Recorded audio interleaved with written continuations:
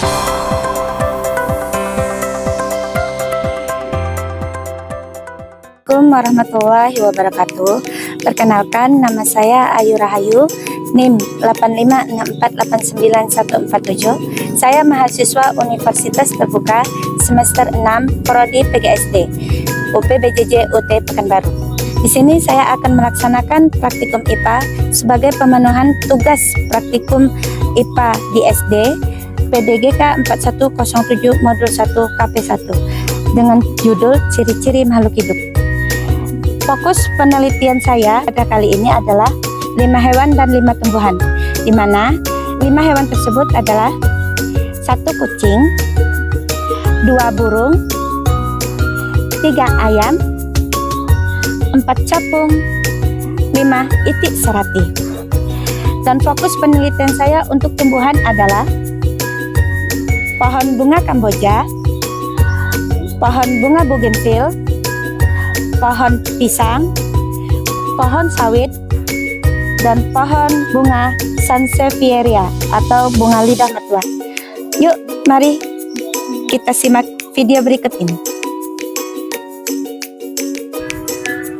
Kucing perlu makanan dan air sebagai sumber energi dan bahan baku pertumbuhan. Mereka juga bernafas untuk memecah nutrisi menjadi energi. Kucing aktif bergerak untuk mencari makanan, bermain, atau berpindah tempat. Mereka juga sangat peka terhadap suara, sentuhan, dan bau, memungkinkannya bereaksi cepat terhadap lingkungan. Kucing berkembang biak dengan cara melahirkan. Mereka juga mengalami pertumbuhan dan perkembangan, dan tubuhnya bertambah besar seiring waktu. Burung berkembang biak dengan cara ovipat, dan hampir semua spesies mengerami telur untuk menjaga suhu yang stabil. Burung memiliki sistem pernapasan yang unik. Kantong udara dan paru-paru memungkinkan aliran udara satu arah melalui paru-paru, yang berarti burung mendapatkan suplai oksigen yang kaya saat menghirup dan menghembuskan nafas. Burung melakukan migrasi musiman, menempuh ribuan kilometer untuk mencari makanan atau tempat berkembang biak yang lebih baik.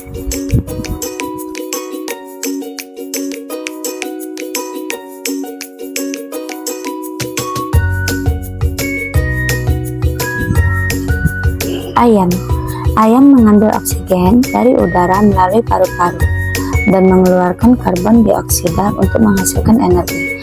Ayam memerlukan makanan seperti biji-bijian, serangga sebagai sumber energi untuk aktivitas dan pertumbuhan.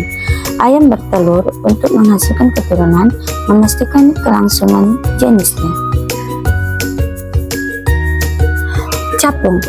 Capung adalah penerbang tercepat dan tergesit di antara serangga. Ia mampu terbang maju, mundur, dan melayang. Capung memerlukan makanan. Ia mampu menangkap dan memakan mangsa seperti nyamuk saat sedang terbang, memungkinkan mereka melihat mangsa dan predator dengan sangat baik. Capung bermetamorfosis tidak sempurna, di mana fase nimfanya hidup sebagai predator di bawah air selama berbulan-bulan hingga bertahun-tahun sebelum menjadi capung dewasa.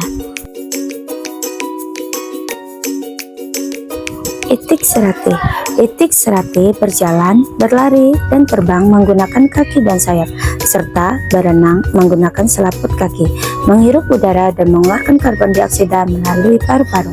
Itik serati makan untuk mendapatkan energi dan zat pembangun biji-bijian, serangga, dan rumput. Ia tumbuh dan berkembang dari anak itik hingga dewasa, mampu merespon tumbuhan, sentuhan, suara, dan cahaya. Itik serati berkembang biak dengan cara bertelur.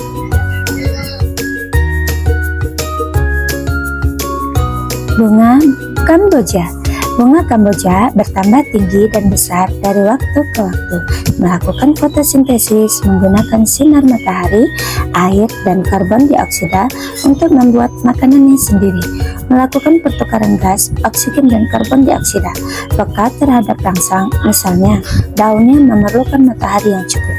Bunga Kamboja bereproduksi menghasilkan biji di dalam buah dan dapat diperbanyak dengan stek batang. Bunga Kamboja mengeluarkan zat sisa melalui proses metabolisme. Bunga bougainville. Bunga bougainville meliputi tumbuh atau dapat mencapai tinggi 2-4 meter, memerlukan nutrisi seperti menyerap hara tanah dan air, peka terhadap rangsangan, membutuhkan sinar matahari langsung dan merontokkan daun di musim berbunga atau kemarau, berkembang biak, menghasilkan biji di dalam buah buni, dan bernafas atau sebagai tumbuhan. Pohon pisang. Pohon pisang mengambil karbon dioksida dan mengeluarkan oksigen melalui fotosintesis serta melakukan respirasi seluler. Pohon pisang mengalami pertumbuhan batang dan daun serta pergerakan lambat seperti mengikuti arah sinar matahari. Pohon pisang berfotosintesis untuk membuat makanan sendiri dan menyerap air serta unsur hara dari tanah. Ukuran pohon pisang bertambah besar dari bibit menjadi pohon dewasa dan membentuk bunga serta buah. Pohon pisang berkembang biak melalui tunas, bereaksi terhadap cahaya dan sentuhan atau luka, juga mengeluarkan uap air melalui transpirasi lalu menyimpan zat sisa tertentu. Pohon kelapa sawit. Pohon sawit adalah organisme autotrof yang melakukan fotosintesis dan respirasi. Proses ini mendukung pertumbuhan yang berkelanjutan, yaitu pertambahan ukuran dan perkembangan dari bibit hingga dewasa. Sawit memiliki kemampuan untuk melestarikan jenisnya melalui proses generatif. Pohon ini berbunga, diserbuki, dan menghasilkan buah yang di dalamnya terdapat biji yang nantinya dapat tumbuh menjadi individu baru. Sawit memiliki kemampuan untuk merespons perangsangan dari lingkungan. Pohon ini juga memiliki kemampuan adaptasi untuk bertahan hidup di lingkungan tropis.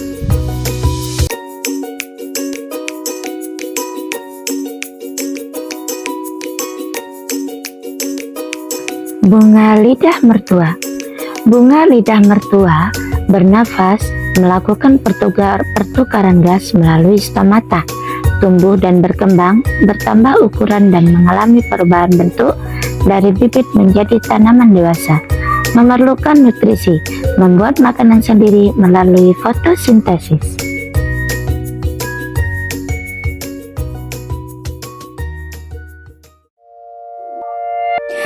Baiklah, setelah kita amati ciri-ciri makhluk hidup tadi, di sini dapat kita simpulkan bahwa 5 hewan dan 5 tumbuhan yang saya sebutkan tadi semuanya memiliki ciri-ciri makhluk hidup, yaitu bergerak atau bereaksi terhadap rangsangan, yang kedua bernafas, perlu makan atau nutrisi, tumbuh dan berkembang.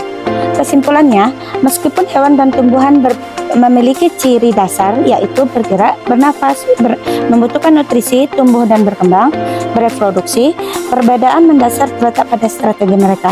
Hewan bergerak aktif dan heterotrof, sedangkan tumbuhan bergerak pasif dan autotrof atau berfotosintesis dengan pola pertumbuhan dan organ pernapasan yang juga berbeda. Demikian video praktikum IPA saya pada hari ini. Lebih dan kurang saya mohon maaf. Wassalamualaikum warahmatullahi wabarakatuh.